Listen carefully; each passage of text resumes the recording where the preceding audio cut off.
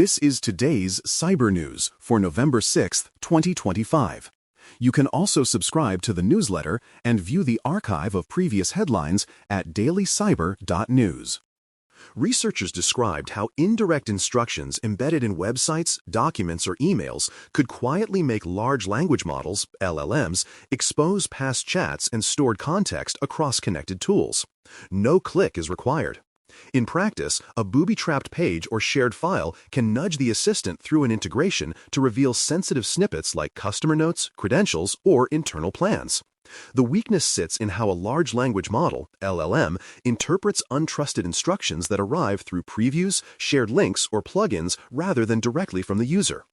Enterprises that enable memory features and broad connectors face the highest risk because they centralize context across many sources. It matters because quiet leakage erodes trust, creates legal exposure, and may slip past normal logging.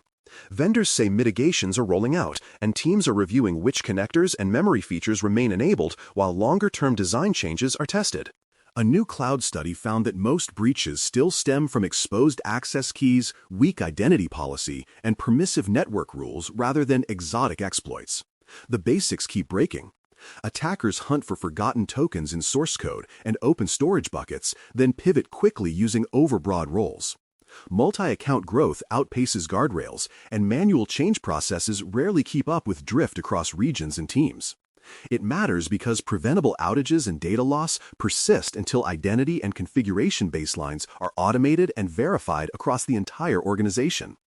Teams that rely on hand-built firewalls and ad hoc policies are the most exposed, especially where there is no centralized detection for risky changes. The practical takeaway is to automate guardrails, rotate and scope access keys, and measure drift so fixes stick between audits. The Cybersecurity and Infrastructure Security Agency, CISA, added a Control Web Panel remote code execution flaw to its known exploited vulnerabilities (KEV) list after seeing active use by attackers. Control Web Panel is widely used to administer Linux servers, especially by hosting providers and managed service firms that run many tenants. A successful exploit can grant full system control, deploy web shells, and open a path to backups and customer environments. That is a fast cascade. It matters because a breached management node can clobber multiple clients at once while hiding lateral movement under routine maintenance traffic. Federal agencies face a remediation deadline, and private operators are matching the urgency while checking for rogue users and unusual outbound traffic from admin hosts. Exploit code is widely available, which narrows the window for safe downtime planning and verification. Network defenders reported a resurgence of the BadCandy implant, targeting Cisco routers through old management flaws on internet-exposed devices.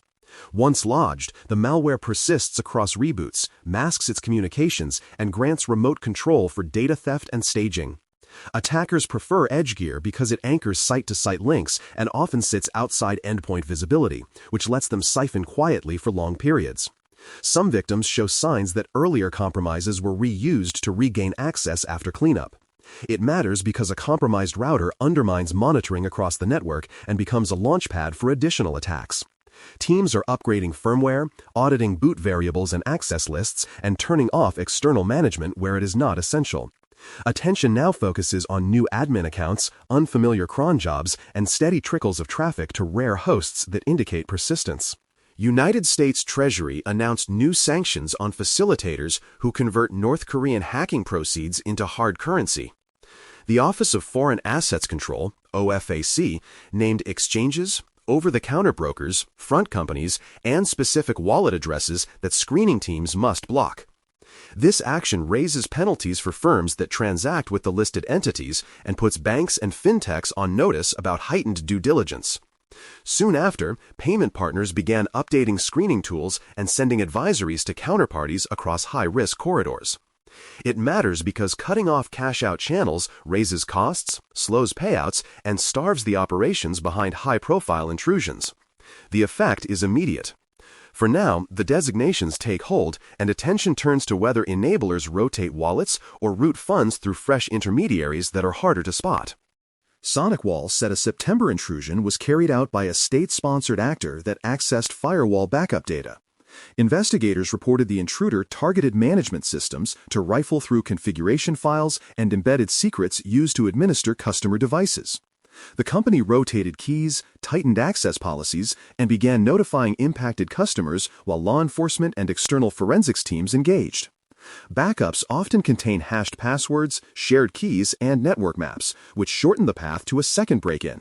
It matters because follow-on attempts may reuse those secrets or mirror a victim's network layout to move faster and quieter. Backups can betray you. Customers are comparing running configurations to golden images, checking for unexpected admin accounts, and watching management consoles for odd logins. Researchers detailed malware that uses automation and model-driven code changes to morph and slip past simple detections. Payloads adjust strings, file names, and control flow to defeat signatures, then regenerate quickly to create rapid hash churn and confuse triage. Delivery still leans on phishing, cracked software, and poisoned downloads, but the code that lands is far less predictable and far more agile. Some campaigns mix living off the land utilities with just-in-time modules that appear, act, and vanish between scans. It matters because indicators go stale fast and defenders have shrinking windows to block, investigate, and contain an ongoing intrusion. It changes fast.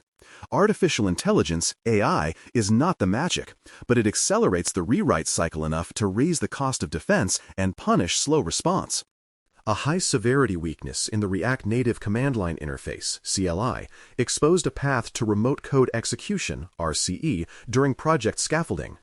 The issue came from fetching template content that could include scripts, which allowed a poisoned template or a man-in-the-middle to plant backdoors, steal tokens, or tamper with signing keys. Many developer teams use the NPX convenience flow, which pulls and runs code with very little ceremony, and that convenience turned risky when trust of the template source was not pinned. It matters because a compromised developer laptop can taint signed builds and leak credentials that unlock production systems long after the original event. Maintainers published patches and guidance, and engineering leaders are locking templates to trusted sources while hardening workstations with least privilege and application control. Developer endpoints hold the keys. Meanwhile, defenders are watching for unusual child processes spawned by the CLI and for sudden additions of high-risk packages on developer hosts. Mobile networks across the United Kingdom moved to block calls and texts that spoof trusted numbers. Carriers combined caller authentication, pattern analysis, and takedown agreements, while banks and government agencies supplied lists of numbers that should never originate from overseas routes.